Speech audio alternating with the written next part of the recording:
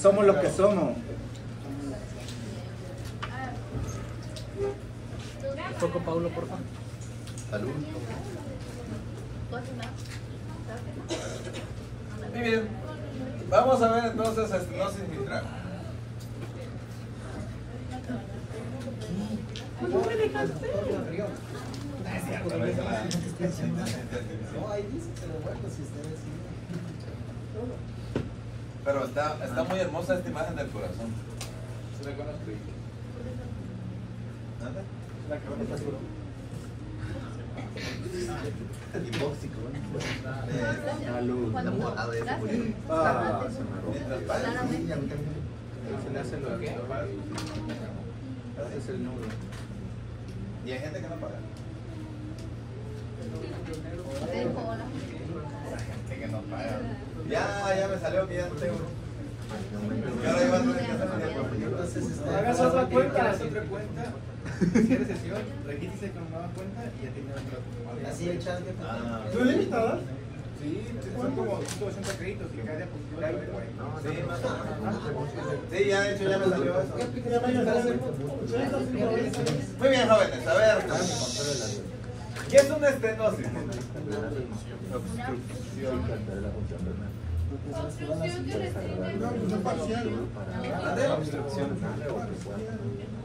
Pero en sí, en valvulopatía, ¿cuándo hablamos de que tiene estenosis? Muy bien, cuando hay una apertura incompleta de la válvula cardíaca. En este caso, de la mitral. ¿Dónde se encuentra la válvula mitral? ¿Cuántas valvas tiene? A ver. Dos. Muy bien. Tiene dos valvas. Cuando hablamos de la estenosis mitral, pues hablamos de esa apertura incompleta de la válvula que va a restringir el paso de la sangre desde las aurículas hacia los ventrículos. Ya con eso, ya entendieron la fisiopatología y la sintomatología. Algo simple. ¿Qué pasa si no pasa completamente la sangre de la aurícula hacia los ventrículos? A ver, cuéntenme. Intenten hacerlo por lógica. No, le pasa que se ríe. Si no pasa, pues se va a quedar un remanente. Quiero que me expliquen, den la clase ustedes. Pues lo que nos dijo la otra vez, que no se vacía completamente, la sangre se sigue acumulando. Que se disminuye el volumen telediastólico. Por lo tanto, también se va a disminuir el volumen sistólico. Con lo que se va a disminuir el gasto cardíaco. Muy bien. Entonces, me va a generar insuficiencia cardíaca. Pero, como se está reteniendo sangre en la aurícula, ¿qué va a pasar? Que la aurícula se va a crecer y va a incrementar la presión a nivel auricular izquierdo, ¿verdad? Eso va a hacer que la sangre se regrese ¿hacia dónde? Hacia las venas y capilares pulmonares, generándome una hipertensión capilar pulmonar que me va a llevar a congestión pulmonar y que me va a producir una hipertensión pulmonar, generando de retroceso una disfunción del ventrículo derecho. Fibrilación auricular. Una disfunción del ventrículo derecho. Entonces voy a tener dos tipos de insuficiencia, una insuficiencia cardíaca izquierda y una insuficiencia cardíaca derecha. Y como se está regresando la sangre hacia el ventrículo derecho y luego hacia la aurícula derecha, luego hacia las venas cavas, me va a generar edema de extremidades, congestión hepática, ingurgitación yugular. ¿Ya vieron cómo está bien? Todo. ¿Y ya terminamos? ¿Qué tan profundo fue eso? ¿Qué dice? Un vistazo. Afecta al 1 al 2% del adulto. Lo malo es esto. Del 1 al 2% en los adultos evoluciona lentamente. Y lógicamente la fiebre reumática es la causa más común. En esa frase está todo.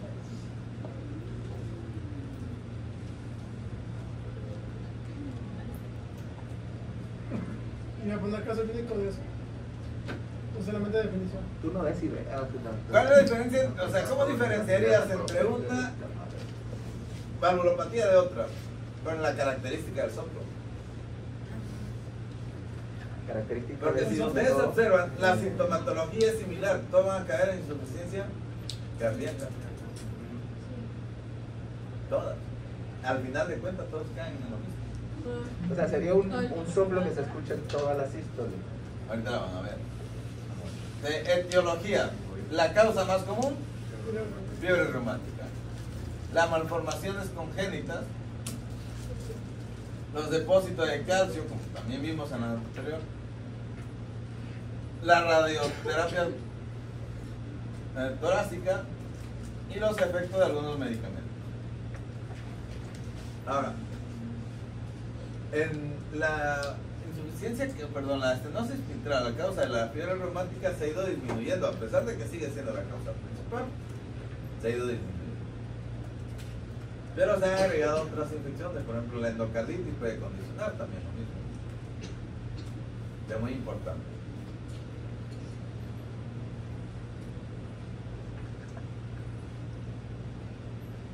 Progresión de la patogenia. Primero hay un engrosamiento de las válvulas, la cual va a hacer que se disminuya la apertura de la vena. Hace que se haga acortamiento de las cuerdas, fibrosis progresiva del aparato valvular, reducción del área y presión aumentada de la aurícula izquierda. Ahora, la mayoría de los pacientes puede ser asintomático. Puede ser asintomático en el sentido de qué va a depender del área valvular, de qué tanto esté estenosado. Si es leve, moderado o severa la estenosis. Porque ante una estenosis leve o una moderada, la cantidad de sangre va a ser suficiente para poder mantener el gasto cardíaco, simplemente con mecanismo de compensación, como activación del sistema renina-angiotensina-aldosterona, mayor incremento de catecolaminas, de secreción de catecolaminas, y incremento de la frecuencia cardíaca para poder mantener con un volumen disminuido un gasto cardíaco igual al normal. Esos serían los mecanismos de compensación. Pero cuando esos mecanismos de compensación se afectan o se cansan, entonces empieza la sintomatología y entonces empieza a dar manifestaciones. Pero el 80% de los casos es asíntoma. Detectamos que tiene un problema cuando le hacemos la exploración cardíaca. Ayer había un paciente, anoche, con una insuficiencia mitral ahí, intentó de falla cardíaca en urgencia. Ya no estaba chido que lo vieron. Ya le podemos ver. Ya no podemos verlo. Pues yo creo que sí. Ah, ay, pero dices que había pasado. ¿De qué vamos a atender? Disnea, tanto al esfuerzo como ortopnea. ¿Por qué va a tener ortopnea el paciente?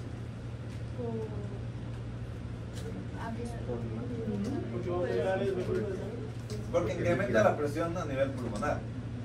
Y lógicamente, entre más regrese sangre, menos va a ser capaz de bombear el corazón derecho hacia el corazón izquierdo. Por ese incremento en la presión de la aurícula izquierda. Se congestiona el pulmón y lógicamente genera ortopnea. Sensación de cansancio constante porque como el gasto cardíaco está reducido, la cantidad de oxígeno que le está llegando a la célula es menor. Por lo tal, la cantidad de energía que se produce va a ser menor. Edema en pies y piernas, como ya le había dicho, por la misma patología. Palpitaciones. ¿Por qué va a estar con palpitaciones como mecanismo de compensación? ¿Qué dije que iba a ser? Taquicardia. De hecho, claro que puede producir lo que él dijo, fibrilación auricular, pero no como fisiopatología, sino como algo patológico en relación a la estenosis. Sensación de aturdimiento y desmayo, por lo mismo del gasto cardíaco. Hemoptisis. ¿Por qué puede haber hemoptisis? Por la hipertensión pulmonar, la congestión pulmonar, produce edema pulmonar. Dolor torácico. Por lo mismo. Por la misma hipertrofia que va a tener que hacer el ventrículo para poder mantener el gasto cardíaco. Y aparte reducción del gasto cardíaco. Entonces, como pueden ver, todo es por lógica. Ahora le digo que la medicina es bien fácil. Ahora, ¿cuál es la característica del soplo? Se va a presentar en Soplo diástole. diastólico.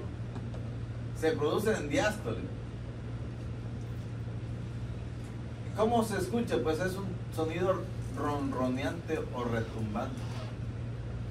¿Han escuchado un gato? Así, más o menos se escucha. Se escucha mejor en el ápex del corazón, en la zona inferior y anterior del corazón. Ahora, la intensidad normalmente aumenta cuando se acuesta en decúbito lateral izquierdo o posición de pachón. Si ustedes no escuchan, no alcanzan a percibir bien el soplo, lo único que hacen, a ver, le dicen a su paciente, pónganse en posición de pachón. Y a veces que pachón. En decúbito lateral izquierdo. Y ya lo vuelven a escuchar. Y se va a escuchar mejor.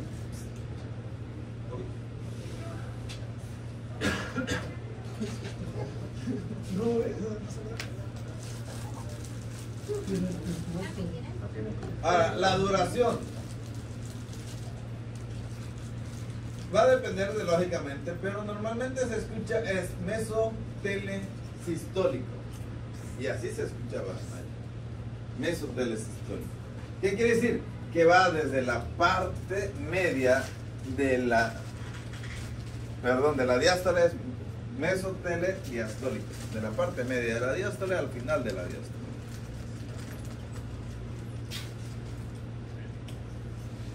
Y normalmente se escucha un chasquido de apertura. Ahí, ¿no está?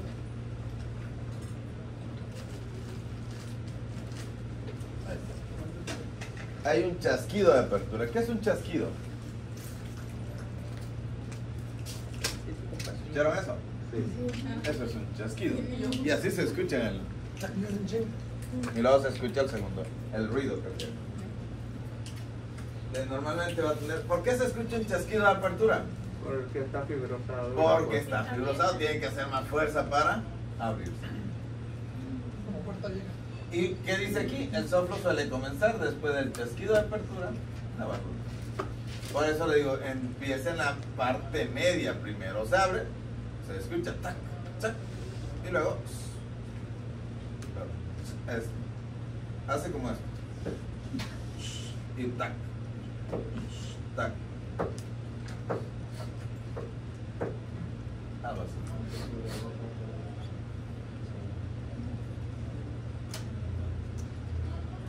Normalmente puede intensificarse en la parte presistólica, pero la característica es esa, es un soplo que es constante, roncante, o sea, se escucha, es en barra, pues para que ustedes entiendan, así, constante, como ronroneante, y que empieza después de un chasquido de apertura. No se le olvide esa característica. No tiene irradiación, sin embargo se escucha con mayor intensidad en la parte baja del corazón, o sea, de la parte baja del tórax.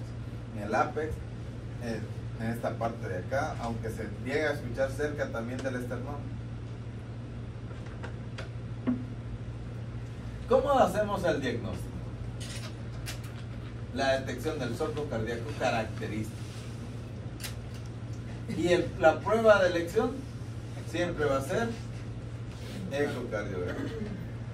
¿Qué vamos a encontrar en el electrocardiograma? Realmente no hay datos específicos, va a haber datos de crecimiento auricular. ¿Cómo va a estar la onda P? Va a tener una onda P mitral.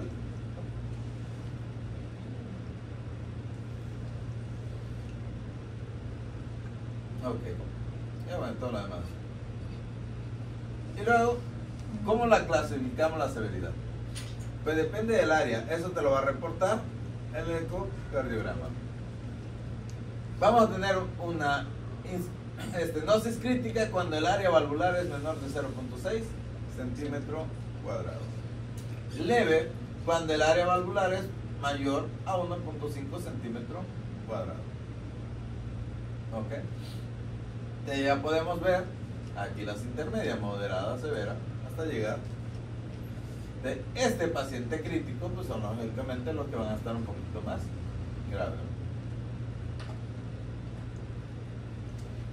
Lógicamente, entre menor sea el área, mayor va a ser el gradiente de presión, o sea, la fuerza que necesite para abrirse.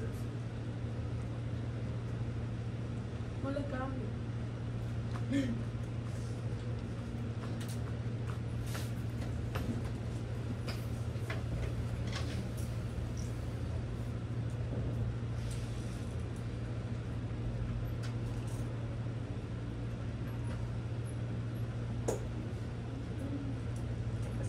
Ya. Gracias.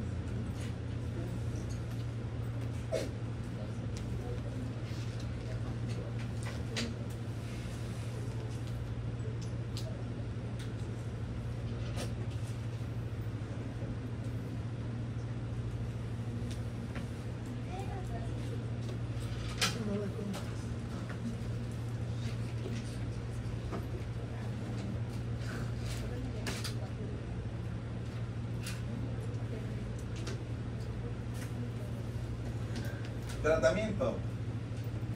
A ver, nuevamente, medicamentos para la valvulopatía no hay. Con todo igual. Diurético. ¿Para qué me sirven eso? Sintomatología. Para tratar los datos de falla cardíaca. Solo y exclusivamente para eso. De ahí podemos tratar con valvuloplastía percutánea, o sea, por medio de cateterismo. Con balones, es la primera. Así es. Eso sobre todo se utiliza en niños. Con misurotomía quirúrgica, donde el plano ya está bien fibrosado, pues hay que entrar y cortar.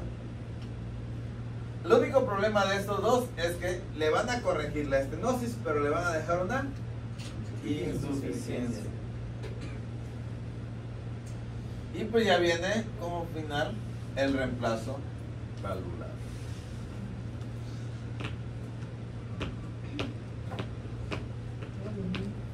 ¿Dudas? Profe, ¿y cuáles serían las patologías parecidas o así similares?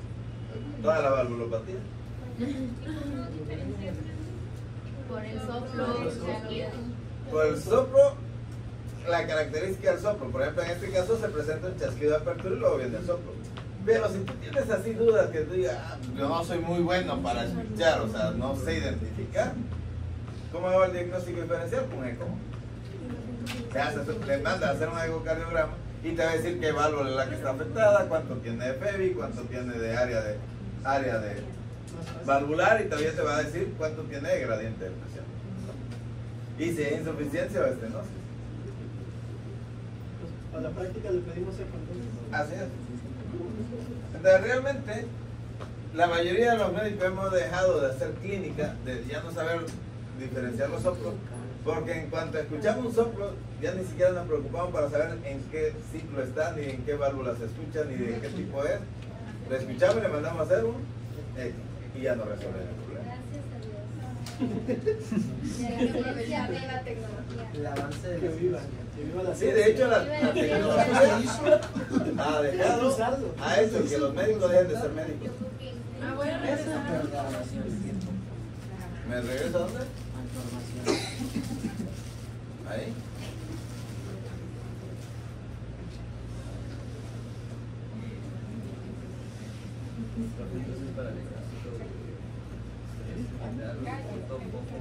A ver, adelante.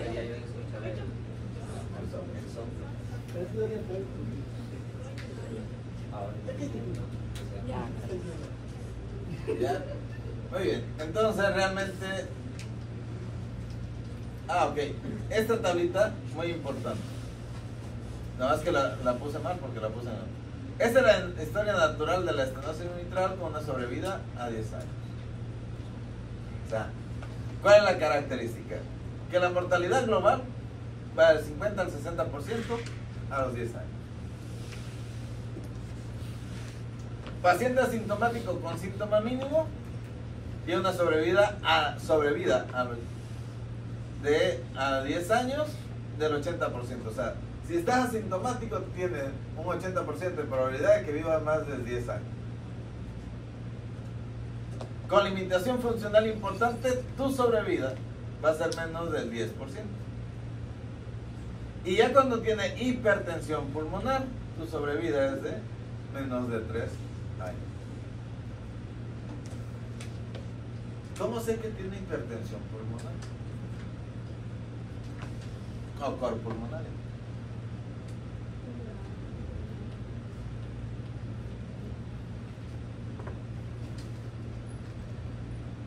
¿Cuáles son las causas de mortalidad? La congestión pulmonar y sistémica, o sea, la insuficiencia cardíaca. La embolia sistémica, o sea, sobre todo la miocárdica, 20 a 30%, la embolia pulmonar, 10%, e infecciones de 1 a 5%. Entonces no se le olvida esa tablita.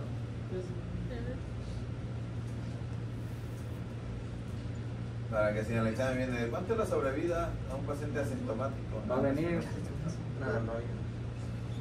Ojalá Si no dice venga. metafisiología del corazón, no se olvida hacer parcial. Pero ojalá que no Pues venga. debes de sabértelo. Nada más es del primero, mamá. Del segundo sí vino todo lo que dijo del infarto. Pero yo estoy para el primero, para el segundo. No, que para el segundo sí habías estudiado. No, no me parece. Pero sí leño. No sé qué. Muy bien.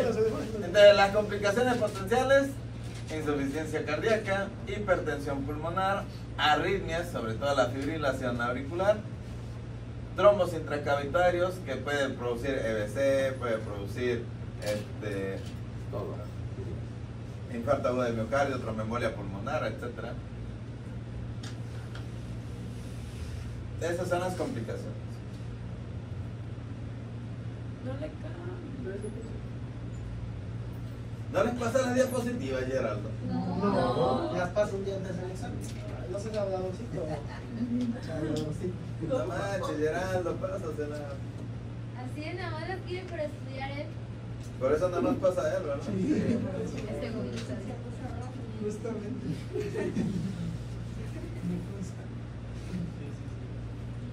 Sí, sí, lo quería.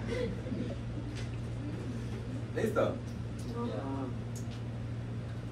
Préstame otra vez tu... Ahora sí, Es el único que traes, yo me contaste. ya ahora sí. No las manches, ahora sí. No, sí, pásame. No hemos terminado el tema de valvulopatía, ya va a terminar el Si partido. desinteresaron me las pedí. ¿Cómo? Ajá, no, pues está ¿Cuánto mes? Esa cosa que no la vamos a ver. Muy bien. Y el tema nos falta un montón. ¿De qué se trata? ¿Qué pasó, Uli? ¿Galletas? ¿Te están tirando? A ver, ¿qué nos falta?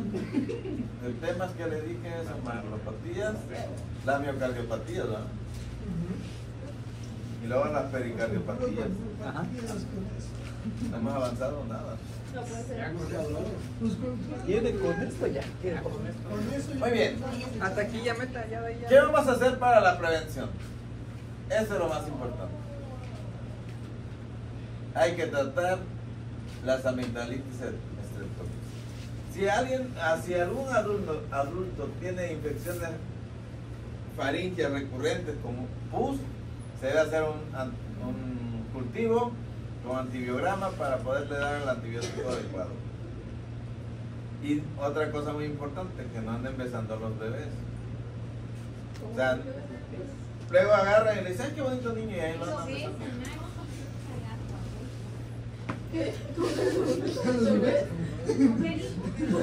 No, ¿qué dijo? No, esos bebés. A mí. Ah,